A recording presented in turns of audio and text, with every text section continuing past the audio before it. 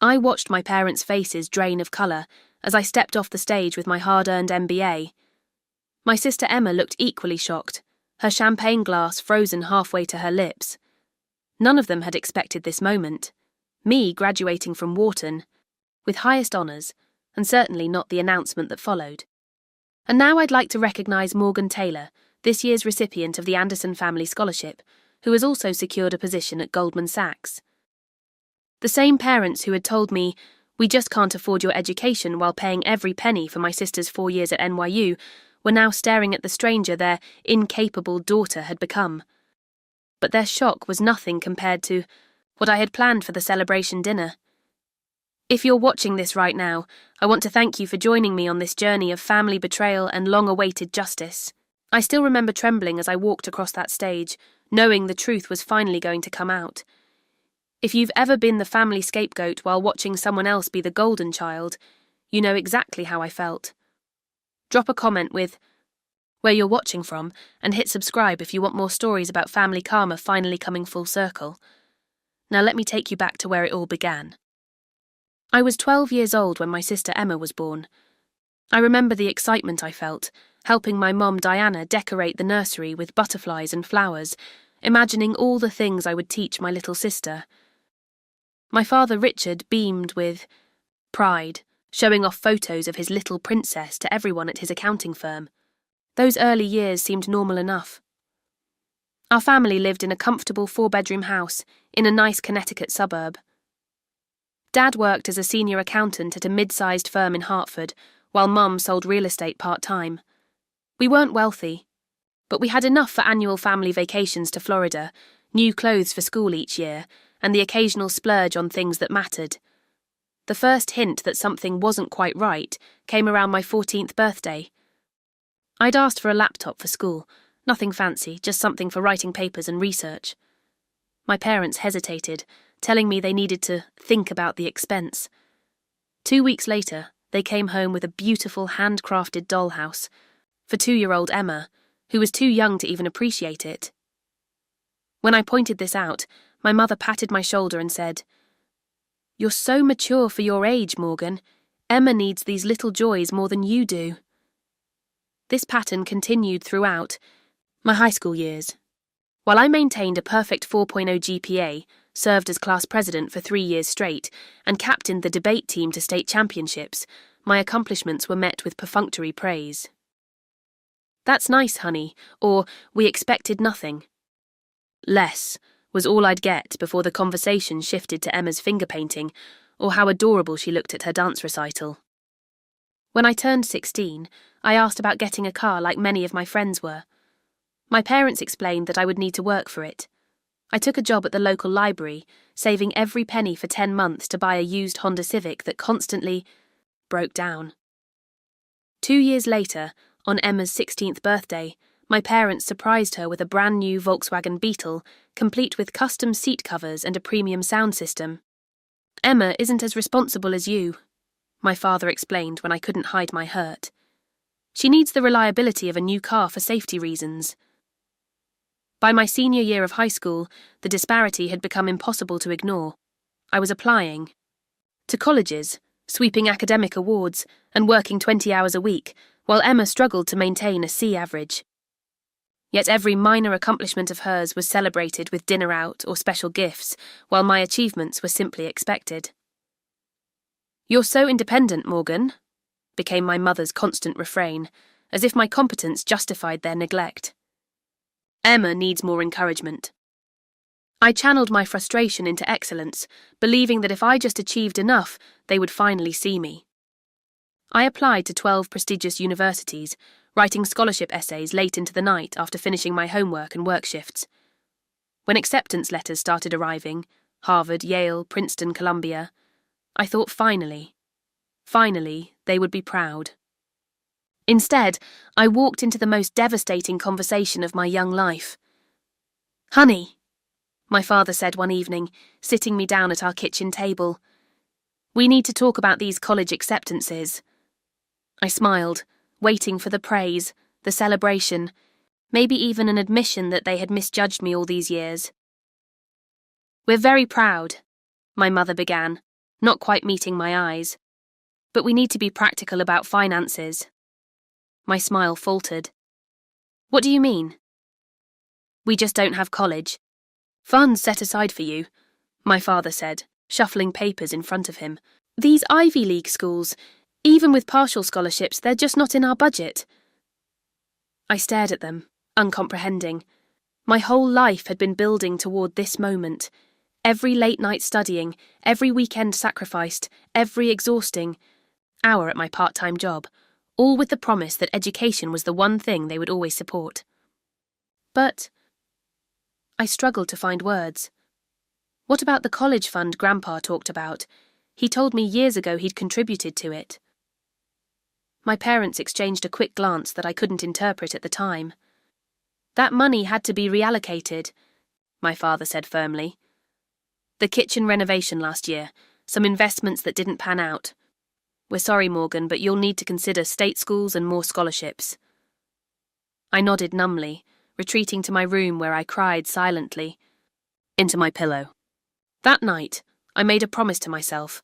I would find a way forward, with or without their support. Little did I know that this wasn't just about financial limitations. It was the first major betrayal in a pattern that would take me years to fully uncover. The rejection from my parents hit me like a physical blow. I had been accepted to my dream schools. Princeton was my top choice, offering a partial scholarship that would cover about 40% of the costs.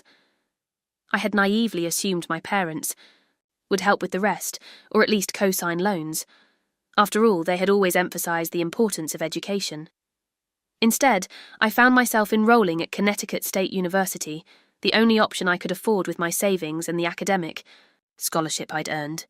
I took the maximum course load each semester and worked 30 hours a week across 2 jobs, shelving books at the university library during days and waiting tables at Applebee's on evenings and weekends.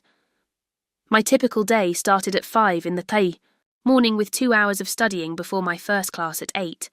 I'd attend lectures until 2, work at the library until 6, then rush to Applebee's for the dinner shift until midnight.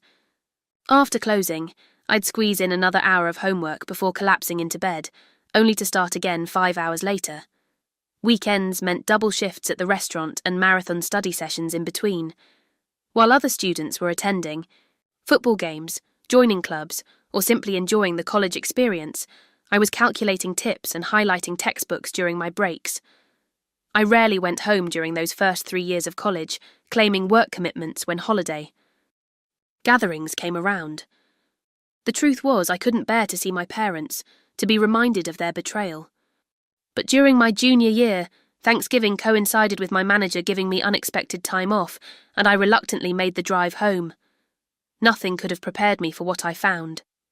Emma was in her senior year of high school, applying to colleges. Herself. Over turkey and stuffing, she casually mentioned her top choice, New York University, an expensive private school in one of the most costly cities in America. "We've already put the deposit down," my mother announced proudly. "Emma's going to have an apartment in Manhattan. We want her to have the full college experience." I nearly choked on my cranberry sauce. "How are you affording that?" The words slipped out before I could stop them. An uncomfortable silence fell over the table. My father cleared his throat. "We've made some financial arrangements. Took out a second mortgage on the house." "A second mortgage?"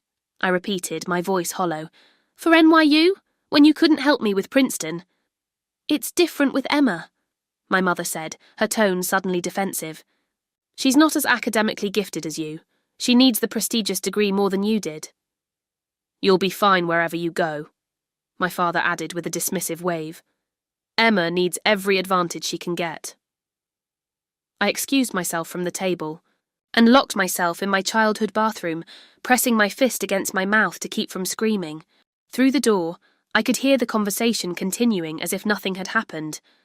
My parents asking Emma about which Manhattan neighborhood she preferred, discussing furniture for her apartment, planning shopping trips for her college wardrobe. That night, I lay awake in my old bedroom, surrounded by the debate trophies and academic medals my parents had never really valued. I thought about Emma's C+ average and how she'd never held a job. I thought about my parents taking out a second mortgage, risking their home, for her education when they couldn't spare a dime for mine. Something didn't add up. My parents weren't struggling financially, not with their careers, our comfortable home, and their ability to take lavish vacations. And what about the college fund my grandfather had mentioned years ago? As the night deepened, so did my resolve. I wasn't just going to accept their explanations anymore. I was going to find out the truth about our family finances, about why I had been treated as an afterthought while Emma received everything. The next morning, I changed my spring semester schedule, adding accounting and finance classes to my English major. If I was going to understand what was really happening with my family's money, I needed to learn to speak their language. I didn't know it then, but this decision would not only reveal the truth I sought, it would completely change the course of my life. My new finance and accounting classes opened up a world I never knew I had an aptitude for. Numbers that might have confused others made perfect sense to me, and I found myself excelling in these courses even more than my English literature classes. By the end of that spring semester, I had changed my major to business with a concentration in finance, a decision that raised no eyebrows at home since my parents rarely asked about my studies. During spring break, instead of heading to the beach like other students, I went home with a mission. While my parents were at work, I systematically went through their home office, taking photos of any financial documents I could find. I discovered old tax returns, investment statements, mortgage papers, and bank records. I wasn't sure what I was looking for exactly, but I knew something wasn't right. Among a stack of old correspondence in my father's filing cabinet, I found several letters from my grandfather dating back to my childhood. One in particular caught my eye, written when I was 8 years old, mentioning a specific trust fund he had established for my education. The amount mentioned was substantial, $75,000, which by the time I reached college age should have grown significantly. For Morgan's bright future, my grandfather had written. This money is specifically for her education and cannot be used for any other purpose. My hands trembled as I read those words. There had been money set aside for me, money that my parents claimed didn't exist or had been reallocated. This wasn't just favoritism, this was theft. The next year I became a financial detective in my own family. I scheduled visits home around times when I knew my parents would be busy, using these opportunities to gather more evidence. I borrowed statements from their desks, photographed documents, and slowly pieced together the truth. The bombshell came during Christmas break of my senior year. In a locked drawer in my father's desk, the key to which he kept hidden in the same spot since I was a child, I found documents relating to an inheritance from my maternal grandmother who had passed away when I was 14. She had left a significant sum specifically designated for my education, over $100,000 that I had never known about. Further digging revealed multiple accounts, investment portfolios, and assets that contradicted everything. My parents had told me about their financial situation. They weren't struggling to make ends meet. They were upper middle class with substantial savings and investments. The financial arrangements they claimed couldn't be made for my education had absolutely been possible. Most damning of all were the detailed records of expenses for Emma, her Manhattan apartment lease showing $2,400 monthly rent, credit card statements revealing shopping sprees at designer stores, receipts for spring break, trips to Cancun and Paris, all funded directly by my parents. In 1 year, they had spent more on Emma's college experience than my entire 4-year education had cost. This wasn't about financial necessity. My parents had chosen to invest everything in Emma while leaving me to fend for myself. I needed to confirm what I suspected, so I arranged lunch with my grandfather during that same break. We met at his favourite diner, and after some small talk, I carefully broached the subject. "Grandpa, I found some old letters where you mentioned setting up a college fund for me." His eyebrows shot up, but he didn't seem surprised by the question. "Yes, I did. Set aside $75,000 when you were little. Your grandmother added to it before she passed too. Did you know I'm working 2 jobs to pay for state college while Mum and Dad took out a second mortgage for Emma to go to NYU? His face darkened. Morgan, I've had my suspicions about how your parents handle finances between you girls, but it's not my place to interfere in how they raise their children. Even if they misused money that was specifically designated for me? I pressed. He sighed heavily. I should have set up a formal trust that they couldn't access until you were in college. That's my mistake. But Morgan, he reached across the table to take my hand. Don't let this embitter you. Family is still family. I nodded, not trusting myself to speak. Family is still family, but my family had been lying to me for years, taking what was meant for me and giving it to my sister. After graduating with my business degree from Connecticut State, I made a strategic decision. Instead of immediately pursuing a higher-paying job, I transferred to a community college to take additional finance courses while working even more hours to save money.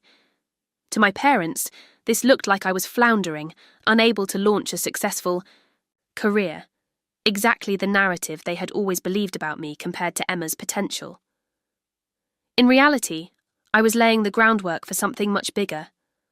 The quiet, accommodating daughter they thought they knew was gone. In her place was a woman with a plan and the financial knowledge to execute it. After discovering the extent of my parents' deception, I knew I needed more than just righteous anger. I needed a strategy. Community college became my cover while I worked to rebuild my future from the ground up. My approach was simple but required immense discipline. Excel academically, build financial independence, and let no one in my family know what I was really doing. In my advanced finance course, I caught the attention of Professor Jenkins, a former Wall Street executive who had retired to teach. After I aced his notoriously difficult midterm exam, he asked me to stay after class. "You have a natural talent for this," he said, studying me with keen eyes. "But you're at community college after already earning a bachelor's degree. What's your story, Morgan?" Something about his direct approach broke through my carefully constructed walls. Before I knew it, I was telling him everything. The favoritism, the stolen education funds, my determination to succeed despite it all. Instead of offering sympathy, he offered opportunity. I still have connections at several top business schools.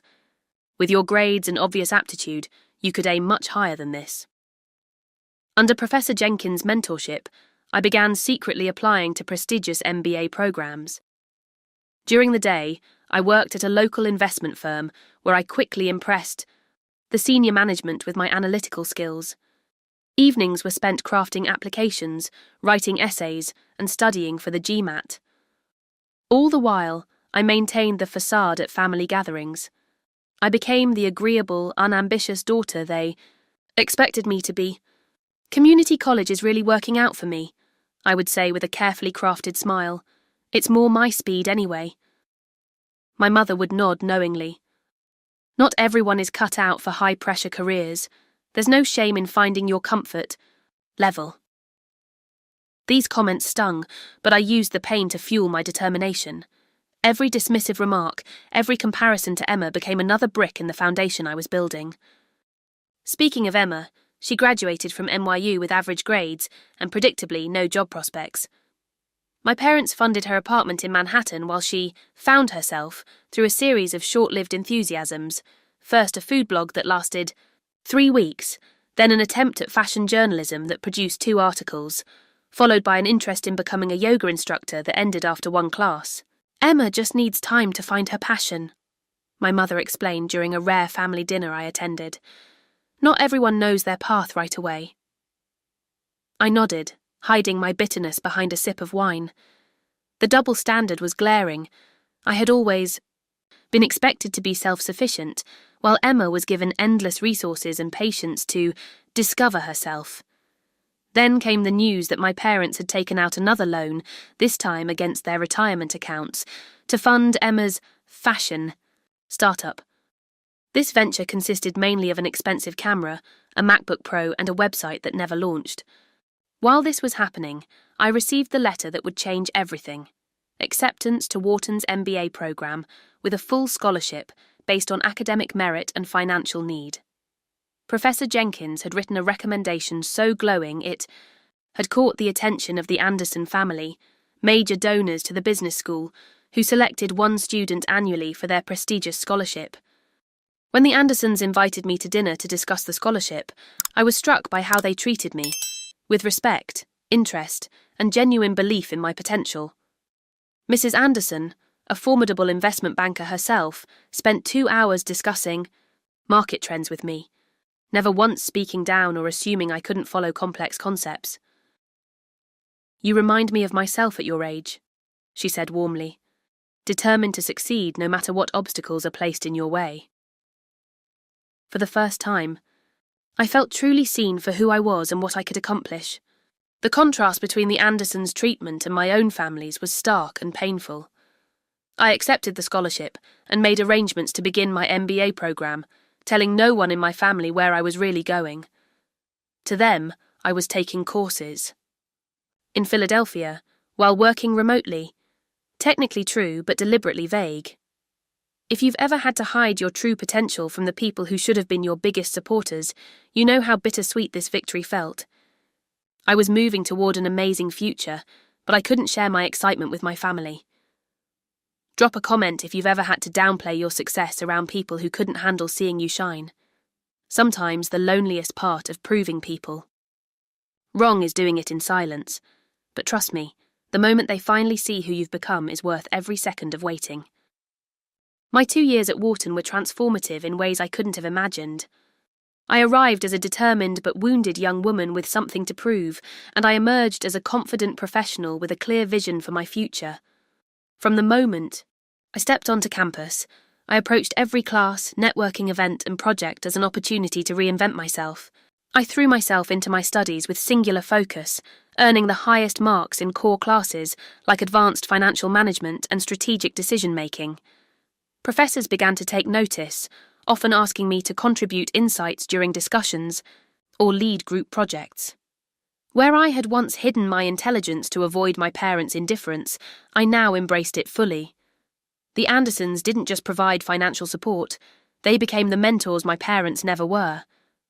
George Anderson invited me to shadow him at his investment firm during spring break, introducing me to partners and clients as the future of finance.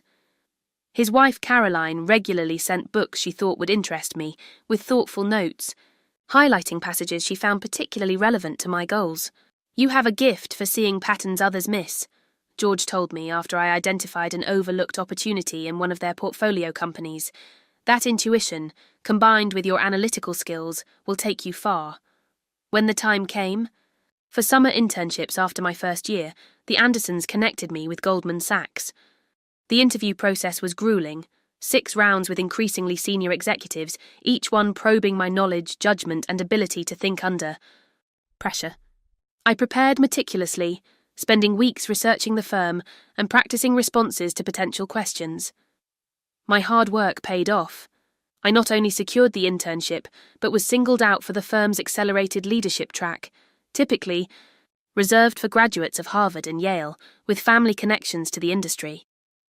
By the end of the summer, I had received a formal job offer for after graduation, with a starting salary and bonus package that indeed exceeded my parents' combined annual income.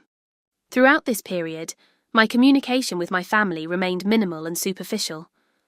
Monthly phone calls with my mother consisted mainly of updates about Emma's latest ventures, a podcast that recorded 3 episodes, a jewellery design business that produced 2 necklaces, a brief stint as a personal assistant to a minor celebrity that ended when she repeatedly showed up late.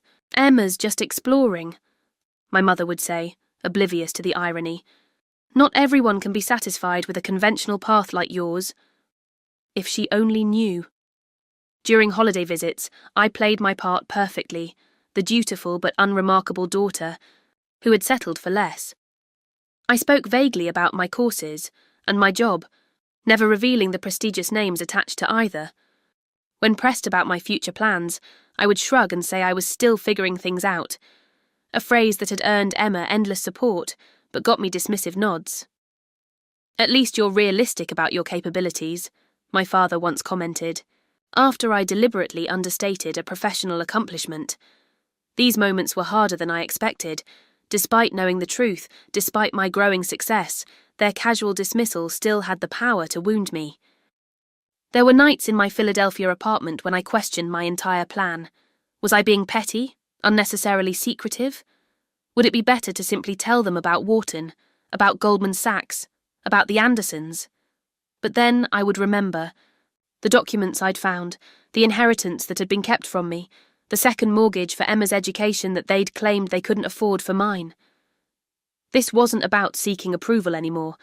It was about justice, about finally being seen for who I truly was. As graduation approached, I debated whether to invite my family at all.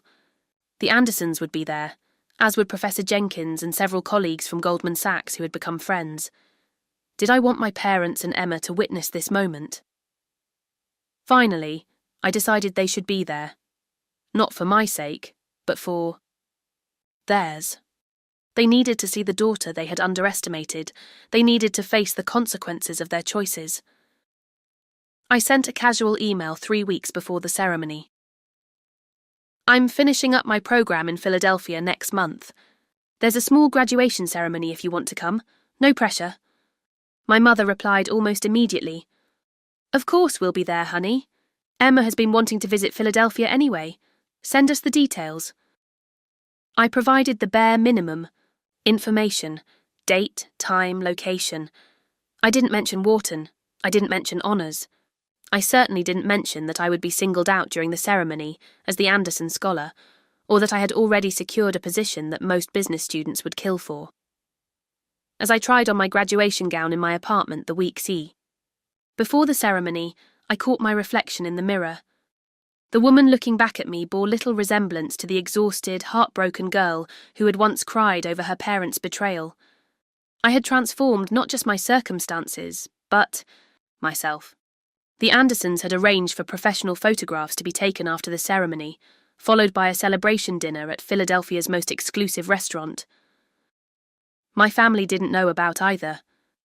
They didn't know a lot of things, yet, but they would. Soon, very soon, they would know everything. May 15th dawned clear and warm, perfect weather for graduation. I woke early, too keyed up to sleep, and spent an hour going through my carefully prepared notes for the day. Every detail mattered, from the precisely timed arrival of each, guest to the seating arrangement at dinner. Today, years of planning would finally come to fruition. The graduation ceremony was held in Wharton's historic courtyard, with rows of chairs arranged beneath flowering trees. I spotted my family as they arrived. My father in his standard navy suit, my mother in a floral dress she'd worn to countless functions, and Emma trailing behind them, already looking bored as she scrolled through her phone. They took seats, near the back, not bothering to check the reserved section where name cards had been placed for them. The Andersons arrived shortly after, impeccably dressed and carrying a gift bag. My grandfather followed, moving slowly with his cane but beaming with pride. They found their reserved seats in the front row exactly as planned. As the ceremony began, I sat with my fellow graduates, my heart pounding so loudly I was sure everyone could hear it. The dean spoke about achievement and potential, about the select few who had distinguished themselves during their time at Wharton. And then, I'd like to recognise this year's recipient of the Anderson Family Scholarship for Outstanding Achievement in Finance. This student maintained a perfect 4.0 GPA while completing 2 independent research projects, serving as a teaching assistant for 3 graduate courses, and securing one of only 2 positions offered by Goldman Sachs in their executive investment division. Please join me in congratulating Morgan Taylor. The applause was enthusiastic as I walked across the stage. I kept my eyes fixed on my parents, watching as confusion gave way to shock on their faces. My mother's hand flew to her mouth. My father blinked rapidly, as if trying to clear his vision. Emma's phone dropped into her lap, forgotten. The dean continued. Morgan has also been selected as this year's student speaker, an honour reserved for the graduate who best exemplifies the values and excellence of the Wharton School of Business. This was not part of my plan. The student speaker had fallen ill the day before, and the dean had asked me to step in just hours earlier. I had hastily prepared remarks, seeing it as an opportunity too perfect to pass up. As I stepped to the podium, I looked directly at my family for The first time. Thank you, Dean Williams. I'm honoured to represent the Wharton MBA class of 2023 today. I paused, letting the name of the prestigious business school hang in the air. My journey here wasn't traditional. I didn't come from wealth or connections. In fact, for many years, I was told explicitly and implicitly that I wasn't capable of this level of achievement. I saw my mother shift uncomfortably in her seat. I worked 2 jobs to put myself through undergraduate education. I studied late into the night after exhausting. Shifts. I saved every penny while watching others receive opportunities I could only dream of. Another pause. Including members of my own family. My father's face had gone from pale to crimson. But today isn't about resentment. It's about resilience. It's about proving that your origin story doesn't define your ending. It's about showing that sometimes the people who should believe in you the most are the ones who see you the least, and that their failure to see your potential says more about them than it ever could about you. The audience applauded, unaware of the private drama unfolding within my words. I finished with standard congratulations to my fellow graduates and stepped down from the podium, my hands trembling slightly, but my voice having remained steady throughout. After the ceremony, as graduates and families mingled in the courtyard, my parents approached me with expressions I couldn't quite read, somewhere between anger, confusion, and an attempt at pride. "Wharton?" my father said, his voice low. "You've been at Wharton this whole time. How could you afford this?" Before I could answer, the Andersons appeared at my side. "Morgan, darling, congratulations." Caroline embraced me warmly while George shook my hand. "We couldn't be prouder," George said, placing a protective hand on my shoulder. 2 years of absolute excellence. My mother's smile was brittle. "And you are?" "George and Caroline Anderson," I said smoothly. "The donors of my full scholarship and my mentors, they're joining us for dinner tonight." "Dinner?" My mother blinked. "We were just going to take you to the Olive Garden to celebrate." I smiled, enjoying the moment perhaps more than I should have. "I've made reservations at La Maison, 7 o'clock. The Andersons and Grandpa will be joining us." At the mention of my grandfather, my parents' expressions changed again. He had been watching our exchange from a few feet away and now approached, hugging me tightly. "I always knew you had greatness in you," he said, loud enough for my parents to hear. Emma, who had been silent until now, suddenly spoke up. "So you've been lying to us?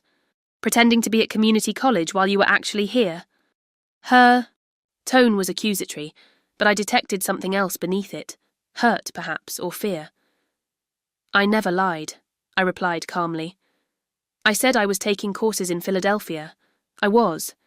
I just didn't specify which institution or what degree." "But why wouldn't you tell us?" my mother demanded, her voice rising slightly. "We're your family." I met her gaze steadily. "We can discuss that at dinner. I think you'll find I had my reasons."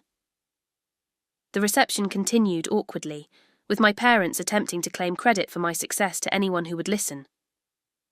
"We always encouraged her independence," my father told one of my professors. "Made her stand on her own 2 feet." I let these comments slide, knowing that dinner would bring all the confrontation I needed. As we prepared to leave the reception, I saw Emma frantically texting, her thumbs flying over her phone screen. I didn't need to see the messages to know. She was in panic mode, perhaps sensing that the family dynamic she had benefited from for so long was about to be upended. The stage was set. In just a few hours, at a table at Philadelphia's most exclusive restaurant, surrounded by witnesses, they couldn't dismiss or intimidate. My parents would finally face the truth of what they had done, and the daughter they had underestimated. La Maison occupied the top floor of Philadelphia's tallest building, offering panoramic views of the city through floor-to-ceiling windows. Crystal chandeliers cast a warm glow over white-clothed tables and elegant place settings. It was exactly the type of establishment my parents would find intimidating, and that was precisely why I had chosen it. The maitre d' led us to a private dining area I had reserved months in advance. Place cards arranged by me ensured my parents were seated directly across from the Andersons, with my grandfather at one end of the table and me at the other. Emma was placed between our father and George Anderson, looking increasingly uncomfortable as she realised she couldn't escape whatever was coming. My mother attempted small talk as the first course arrived, a delicate seafood amuse-bouche that she eyed with suspicion.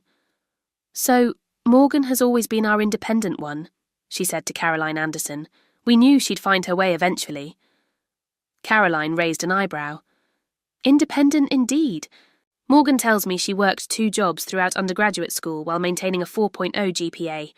That's more than finding her way. That's extraordinary determination." My father jumped in. "We always taught her the value of hard work." "Among other lessons," I said quietly, taking a sip of water. The conversation continued in this vein through the appetizer course, my parents attempting to rewrite history, the Andersons subtly challenging their narrative, and me biding my time. Emma remained uncharacteristically silent, her eyes darting between speakers like she was watching a tennis match. As the main course was served, filet mignon for most of us, though Emma had requested a special vegetarian option, I decided the moment had arrived. I gently tapped my knife against my water glass, drawing everyone's attention. "I'd like to propose a toast," I said, raising my glass. "To education, to opportunity, and to truth." Everyone raised their glasses somewhat uncertainly. "Speaking of truth," I continued, setting my glass down, "I think it's time we talk about how I actually got here." The table fell silent. My mother's smile froze on her face. "Mum, Dad, you've spent the evening implying that you supported my educational journey, that you somehow contributed to my success at Wharton. That's not just revisionist history, it's a complete fabrication." My father's face darkened. "Morgan, this isn't the time or place." "Actually, it's exactly the time and place," I interrupted, reaching into the leather portfolio I had placed beside my chair. "I've waited years for this conversation, and I've chosen to have it here now with witnesses who won't allow you to gaslight me as you've done my entire life." I removed a folder containing copies of all the documents I had gathered over the years. "Let's start with this." I slid a paper across the table toward my parents. "A letter from Grandpa dated 15 years ago, detailing the $75,000 he contributed to my college fund. Money you told me didn't exist when I was accepted to Princeton." My grandfather nodded solemnly. "I set that aside, specifically for Morgan's education. It should have been more than enough for undergraduate tuition at the time." My mother's face had gone pale.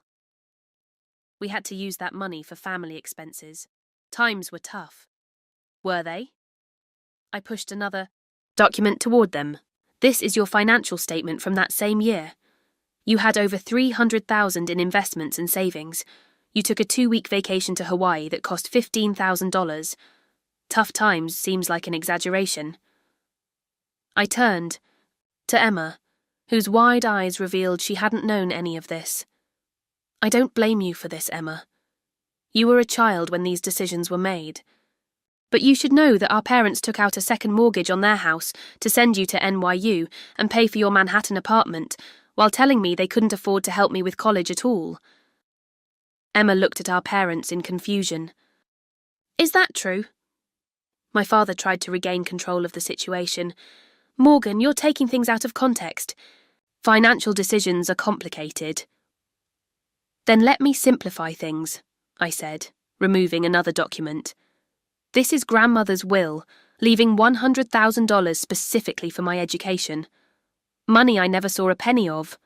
Where did—" "I'd go." The silence that followed was deafening.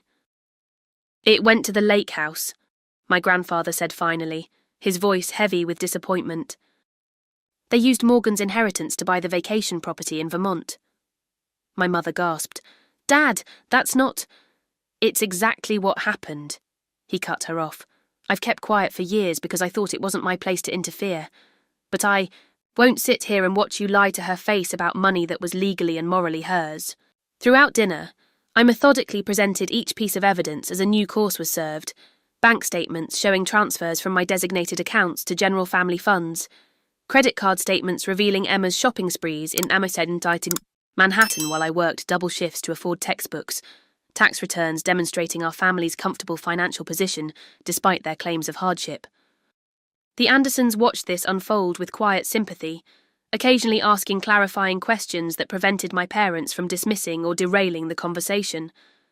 Their presence was crucial, as wealthy, respected figures in the financial world. They couldn't be intimidated or fooled by my parents' excuses. "Let me be clear," I said as dessert was served. "I'm not doing this for money. I don't need or want anything from you now. My education is complete, paid for by scholarships I earned and people who actually believed in me. My career is launched. I start at Goldman Sachs next month with a compensation package that frankly dwarfs anything you could offer me." "Then why all this?" my father demanded, gesturing at the documents spread across the table. "Why ambush us like this if not for money?" "For accountability," I said simply. "For acknowledgement of what you did. You diverted funds specifically, designated for my education to other purposes. You lied to me about family finances. You made me work myself to exhaustion while giving Emma everything on a silver platter. I want you to admit what you did and why you did it."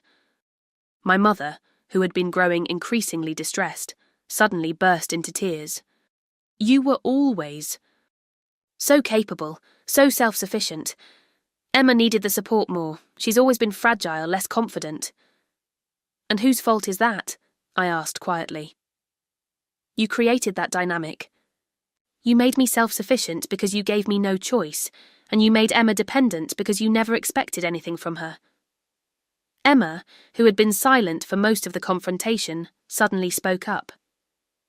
"Did you really take out a second mortgage for my NYU tuition?" she asked our parents. My father nodded reluctantly.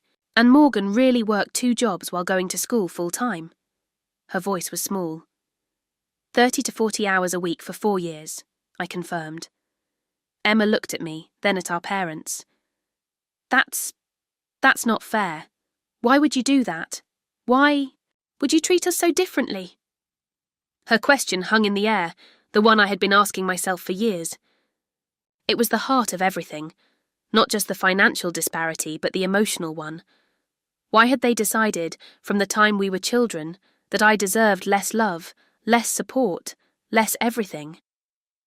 My father, cornered and defensive, finally snapped. Because Morgan was always a reminder of our limitations, always so perfect, so capable, making us feel inadequate as parents. Emma needed us. Morgan never seemed to. The raw honesty of his outburst silenced the table. In his anger, he had revealed a truth I hadn't fully understood until that moment. My competence had threatened them. My independence hadn't been appreciated. It had been punished.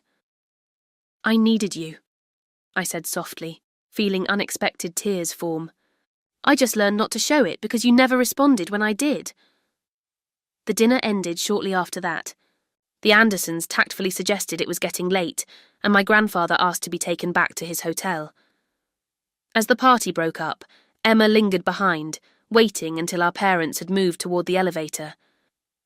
"I didn't know," she said, her voice trembling slightly, "about any of this. I swear, Morgan." I believed her. Emma had been raised in a bubble of privilege our parents created, never questioning why things came so easily to her.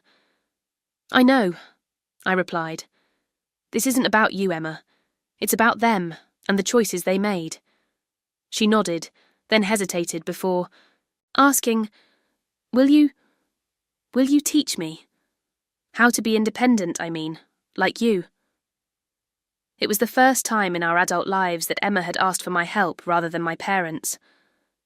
Something had shifted tonight, not just between me and our parents, but between us sisters as well. "Yes," I said after a moment. "I'd like that." As I watched her hurry to catch up with our parents at the elevator, I felt an unexpected lightness. The confrontation had gone exactly as planned in one sense.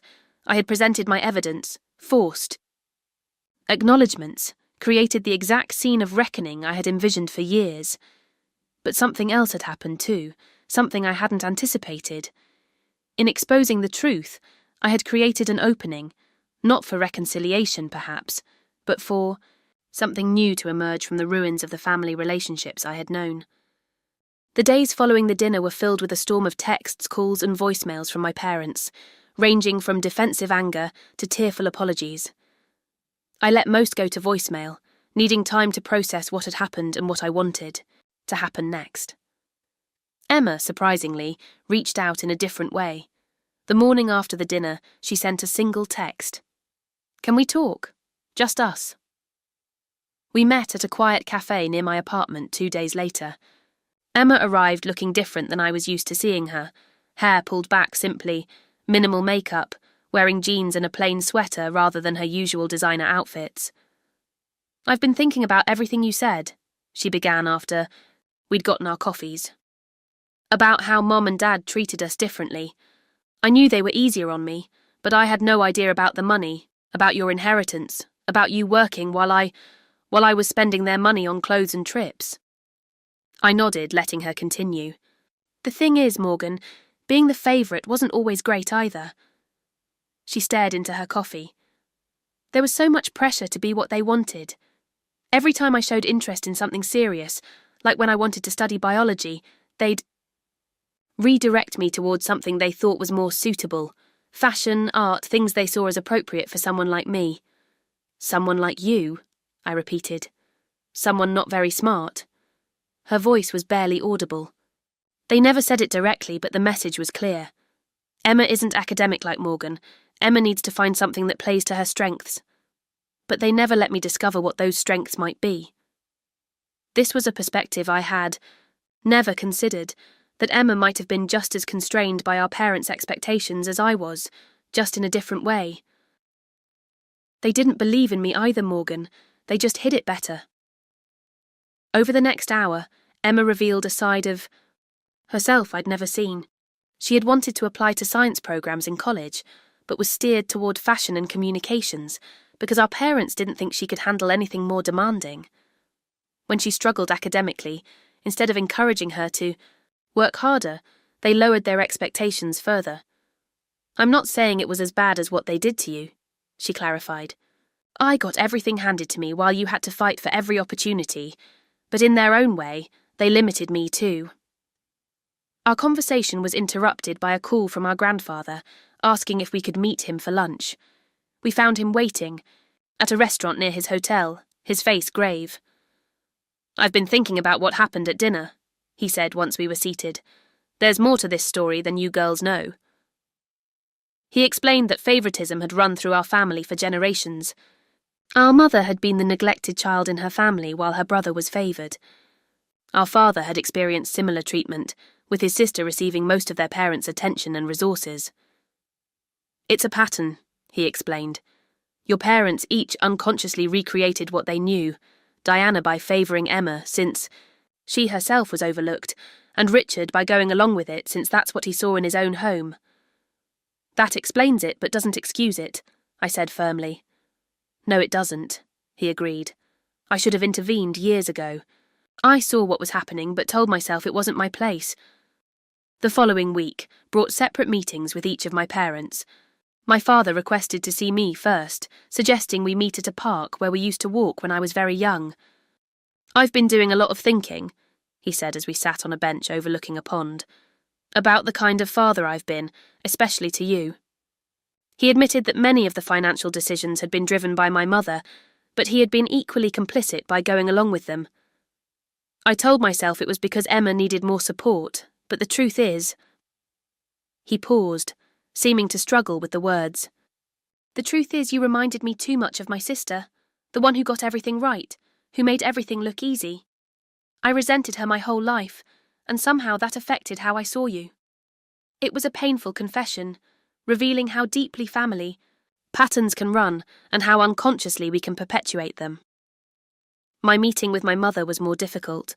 We met at a restaurant of her choosing, neutral territory. She arrived dressed impeccably as always, but the confident facade cracked as soon as we began talking about the dinner revelations. "I don't expect you to forgive me," she began, her voice unsteady. "What we did with your college fund and inheritance was wrong, legally and morally wrong." I waited, sensing there was more. "But I need you to understand something about me, Morgan.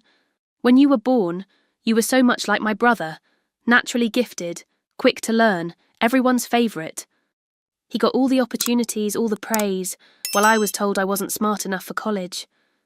Her eyes filled with tears. "When I looked at you, I saw all the potential I was told I didn't have. And instead of nurturing that in you, She couldn't finish the sentence. "You resented it," I completed for her.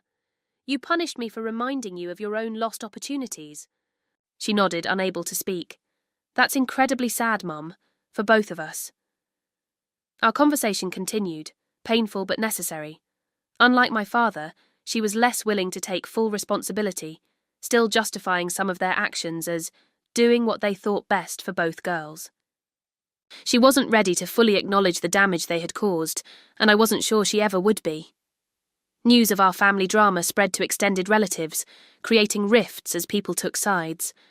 My father's sister called to tell me she'd suspected the favoritism for years but felt powerless to intervene. My mother's brother, the favoured child in their family, expressed shock and claimed he'd had no idea his sister was capable of such behaviour. Through it all, I maintained my focus on my upcoming job at Goldman Sachs, on building my new life, and on the unexpected relationship developing with Emma.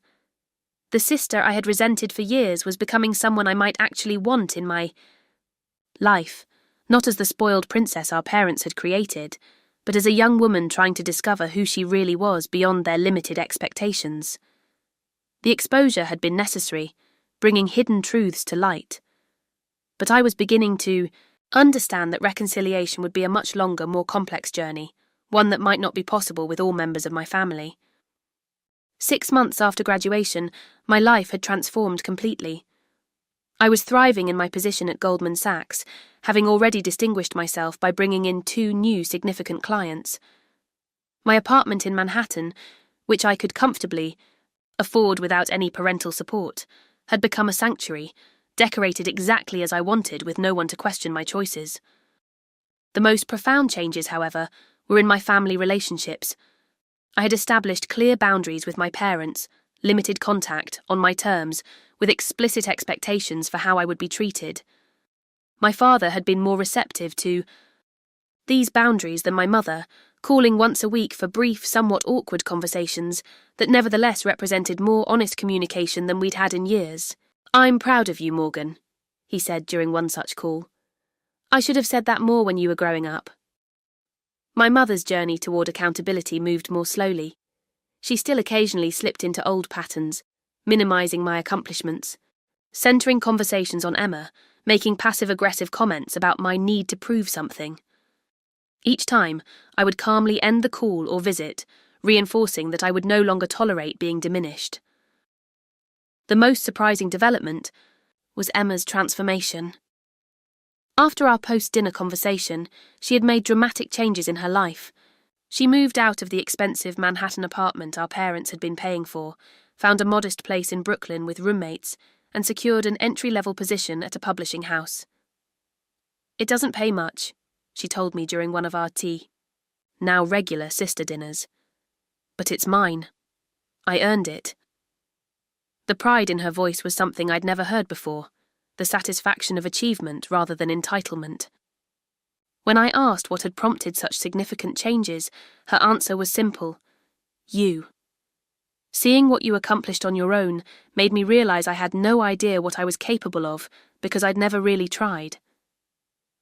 Emma and I were building a relationship that had never been possible when we were trapped in the roles our parents had assigned us, golden child and scapegoat.